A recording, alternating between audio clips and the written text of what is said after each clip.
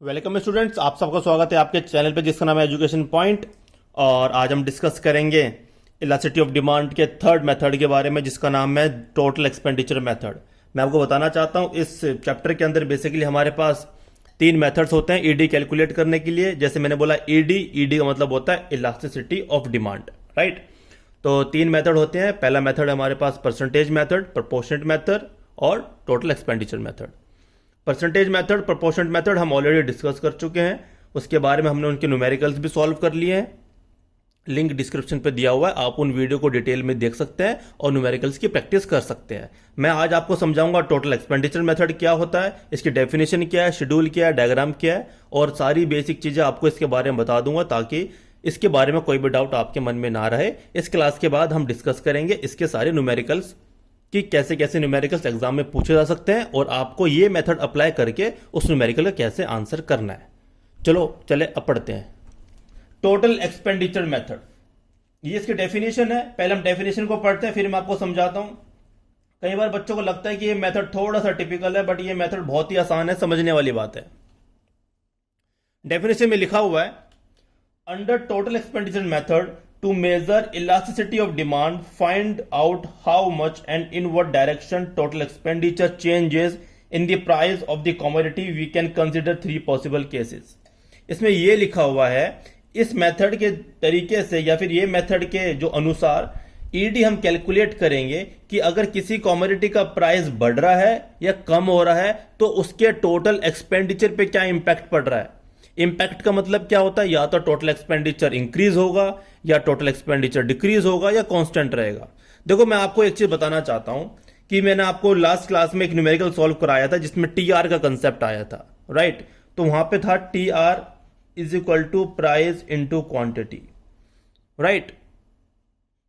इसका मतलब होता है कि किसी भी सेलर को जब अगर वो कोई भी कमोडिटी सेल करता है किसी प्राइस पे, जो भी उसे अमाउंट मिलता है उसको बोलते हैं TR, that is total revenue. तो ये हुआ आपका सेलर पॉइंट ऑफ व्यू से।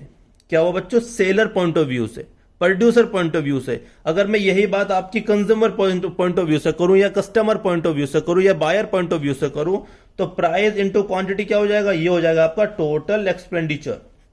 क्या हो जाएगा, टोटल एक्सपेंडिचर। किसी बायर ने से फॉर एग्जांपल 10 यूनिट खरीदे 1000 रुपए के हिसाब से, तो उसने कितने खर्च करे, 10,000 रुपए खर्च करे। कितने खर्च करे, 10,000 रुपए। तो ये हुआ टोटल एक्सपेंडिचर। अगर बायर ने 10,000 रुपए खर्च करे तो ये किसी ना किसी को मिले होंगे, ये सेलर को मिलेंगे, तो उसके लिए हो गया टोटल रेवेन्यू। तो प्राइस इंटू क्वांटिटी होता है, टोटल रेवेन्यू भी होता है। अगर हम सेलर की बात करेंगे उसके पॉइंट ऑफ व्यू से समझेंगे क्वेश्चन को या कंसेप्ट को।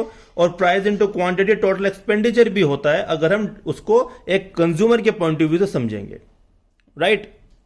तो यही बात इसमें है। तो ये इसकी डेफिनेशन मैंने आपको बता दी है कि अगर प्राइस किसी कमोडिटी का इंक्रीज या डिक्रीज होता है उससे टोटल एक्सपेंडिचर पे क्या इंपैक्ट आता है, उसके थ्रू हम मेजरमेंट करेंगे इलास्टिसिटी ऑफ डिमांड की, राइट। ये डेफिनेशन मैंने आपको यहां पे देती है। इसके अंदर तीन पॉसिबल केसेस आते हैं। अब समझते हैं केसेस क्या होते हैं। ये शेड्यूल है इसका, price, quantity, expenditure, ED type. देखिए यहां पे आपका किसी भी कमोडिटी का से फॉर एग्जांपल प्राइस बढ़ रहा है 1 से 2, तो आपका प्राइस क्या हुआ, इंक्रीज हुआ, राइट। 1 से 2 आपका प्राइस इंक्रीज हुआ और आपका टोटल एक्सपेंडिचर भी क्या हुआ, इंक्रीज हुआ, ठीक है। आपका प्राइस भी इंक्रीज, आपका टोटल एक्सपेंडिचर भी इंक्रीज हुआ, तो आपकी ईडी क्या होगी, आपकी होगी लेस देन 1। इसको हम क्या बोलते हैं, इनइलास्टिक बोलते हैं, ठीक है। और ये टोटल एक्सपेंडिचर कैसे आया, जैसे मैंने आपको समझाया, प्राइस इंटू क्वांटिटी, ठीक है। तो प्राइस था 1, क्वांटिटी 6, एक्सपेंडिचर हुआ 6, 6 1 जा 6, 5 2 जा 10, 3 4 जा 12 एंड सो ऑन, ठीक है। तो ईडी यहां पे आया हमारा, कितना आया, less than 1, that is inelastic. आप इसको कैलकुलेट भी कर सकते हैं। यहां पे आपका प्राइस 1 है, प्राइस 2 है, क्वांटिटी 1 है, क्वांटिटी 2 है। प्रोपोर्शनेट मेथड करिए, कैलकुलेट करिए, वैल्यू उसकी क्या आएगी, 1 से कम आएगी। लेकिन हमें कई बार क्वेश्चन में ऐसा आता है कि हमें प्रोपोर्शनेट मेथड नहीं लगाना, हमें एक्सपेंडिचर मेथड से बताना है। तो आपको पहले कंसेप्ट ये समझ में आया कि अगर प्राइस इंक्रीज हुआ, अगर टोटल एक्सपेंडिचर भी इंक्रीज होता है, इसका मतलब अगर इन दोनों के बीच में, मतलब प्राइस और एक्सपेंडिचर के बीच में अगर डायरेक्ट रिलेशन है तो आपकी जो ईडी है वो होगी इनइलास्टिक, क्योंकि उसकी वैल्यू आती है लेस देन 1। तो ये बात हमें समझ में आ गई। If there is a positive relationship between the price of a commodity and the total expenditure, then the elasticity of demand is said to be inelastic and value will be less than 1, right. अगर मैं दूसरे condition की बात करूं, यहां पे आपका price increase हुआ है 3 to 4, प्राइस इंक्रीज हुआ है, लेकिन टोटल एक्सपेंडिचर में कोई भी चेंज नहीं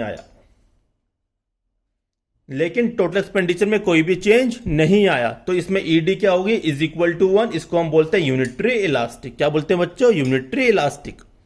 ठीक है, पहले वाले में क्या था, डायरेक्ट रिलेशन।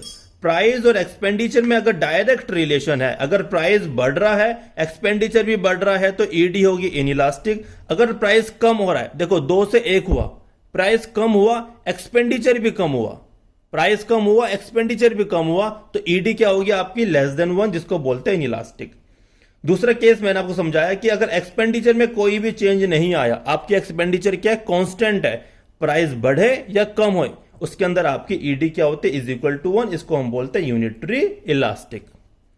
ठीक है, अगर क्वेश्चन आपसे ऐसा पूछा जाता है कि किसी भी कमोडिटी का एक्सपेंडिचर चेंज नहीं हुआ, उसका प्राइस चेंज हुआ, तो ईडी क्या होगी, आपको आंख बंद करके बताना है कि ईडी होगी इज इक्वल टू 1।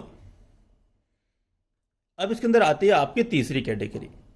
अब समझते हैं इसमें क्या हुआ, आपका प्राइस इंक्रीज हुआ है, 5 से क्या हो गया 6, आपका प्राइस क्या हुआ, इंक्रीज, लेकिन आपका एक्सपेंडिचर बच्चों क्या हो गया, कम, आपका एक्सपेंडिचर हो गया डिक्रीज।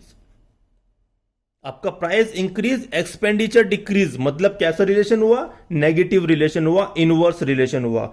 अगर प्राइस और एक्सपेंडिचर में इनवर्स रिलेशन होता है तो उसकी ईडी जो होती है वो होती है मोर देन 1, और हम उसको बोलते हैं इलास्टिक।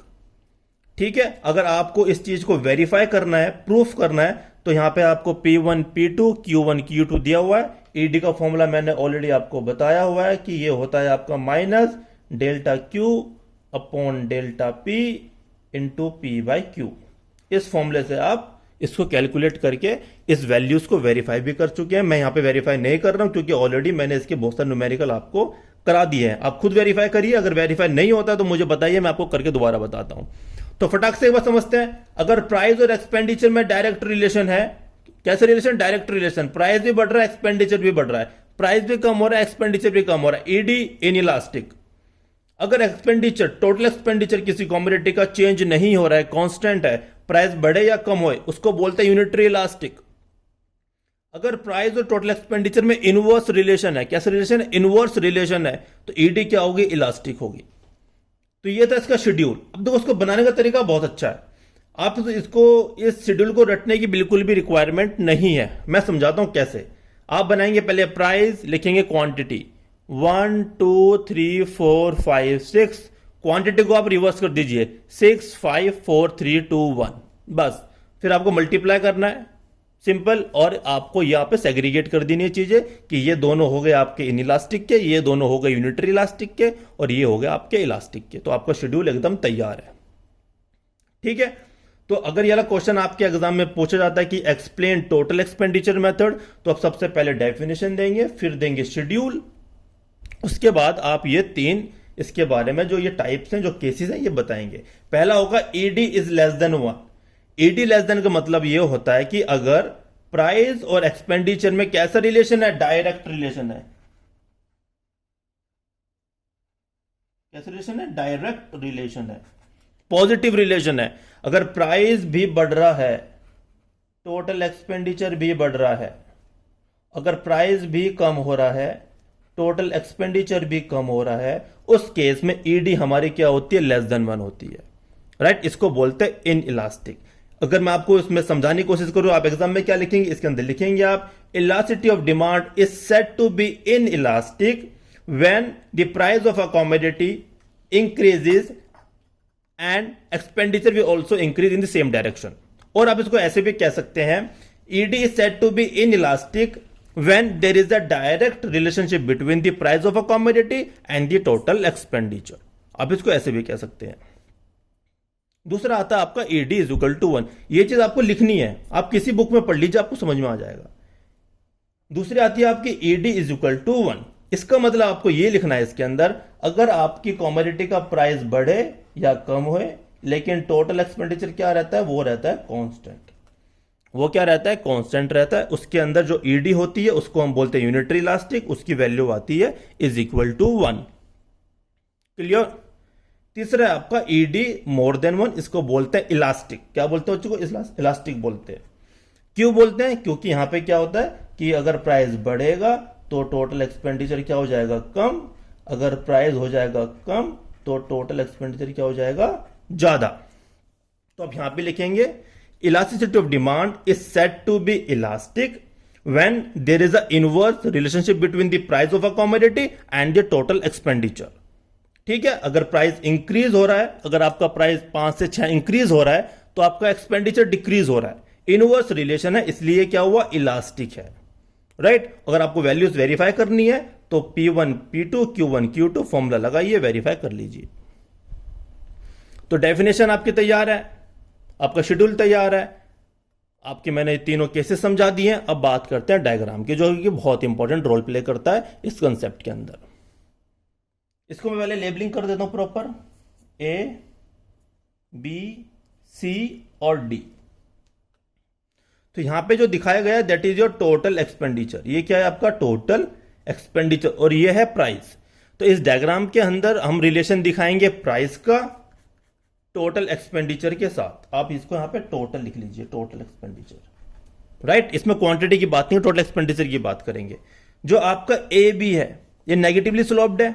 इसका मतलब क्या हुआ, आपका प्राइस और एक्सपेंडिचर में कैसे रिलेशन है, इनवर्स रिलेशन है। तो यहां पे क्या होगा, ईडी मोर देन 1, यहां पे होगा ईडी इज इक्वल टू 1, यहां पे होगा ईडी लेस देन 1। राइट।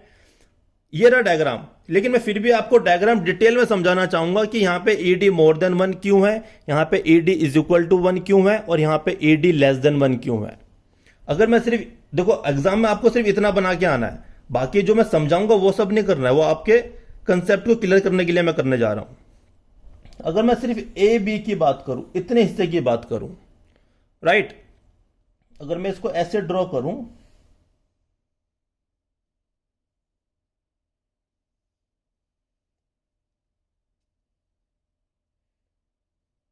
ठीक है, इसको मैं करता हूं 5, इसको करता हूं 6, इसको करता हूं मैं 6, इसको करता हूं 10।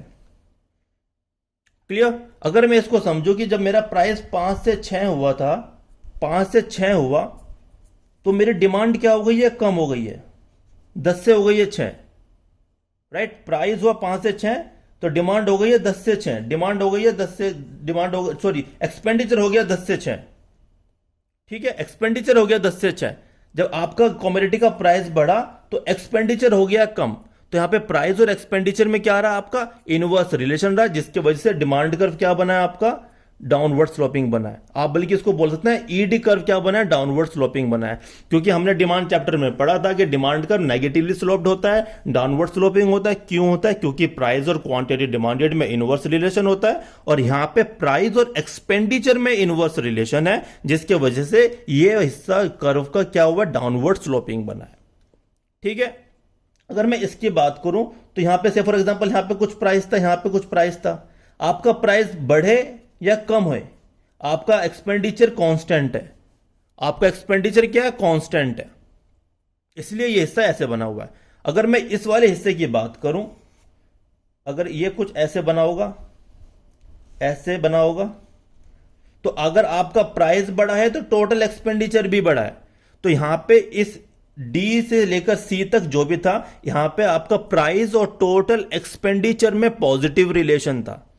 बी और सी की अगर मैं बात करूं, यहां पे प्राइस और टोटल एक्सपेंडिचर में कैसे रिलेशन था, इसमें आपका एक्सपेंडिचर चेंज ही नहीं हो रहा है। Right. Expenditure is not gonna be changed, price आपका चेंज हो रहा है। अगर मैं ए से लेकर बी तक की बात करूं यहां तक, तो यहां पे प्राइस और टोटल एक्सपेंडिचर में कैसा रिलेशन था, इनवर्स रिलेशन था। ठीक है, इसलिए यहां पे ईडी मोर देन 1 था। तो यह था इस डायग्राम का एक्सप्लेनेशन। अगर यह क्वेश्चन आपके एग्जाम में आता है तो सबसे पहले आप लिखेंगे डेफिनेशन, आप बनाएंगे शेड्यूल, फिर ये तीनों केसेस आप समझाएंगे, तीनों पॉसिबल केस इसके बारे में आप एक्सप्लेन करेंगे, फिर आप बनाएंगे डायग्राम, और डायग्राम को यहां पे लिखेंगे कि A B right is equal to ED more than 1 because there is a inverse relationship between price of a commodity and the total expenditure. ऐसे आप इसके बारे में लिखेंगे, बीसी के बारे में लिखेंगे और सीडी के बारे में लिखेंगे, राइट। तो ये था आपका टोटल एक्सपेंडिचर जो मैंने आपको डिटेल में समझा दिया है। अब आने वाली क्लासेस में हम न्यूमेरिकल्स के बारे में डिस्कस करेंगे। जब तक आप इस मेथड को, इस वीडियो को समझिए, वीडियो को बार बार देखिए। अगर आपको फिर भी कोई डाउट है तो आप हमें इंस्टाग्राम पे डीएम कर सकते हैं, कमेंट करके बताइए। हम पूरी कोशिश करेंगे कि आपके डाउट क्लियर कर सकें। और बने रहिए अपने चैनल के साथ। Thank you guys.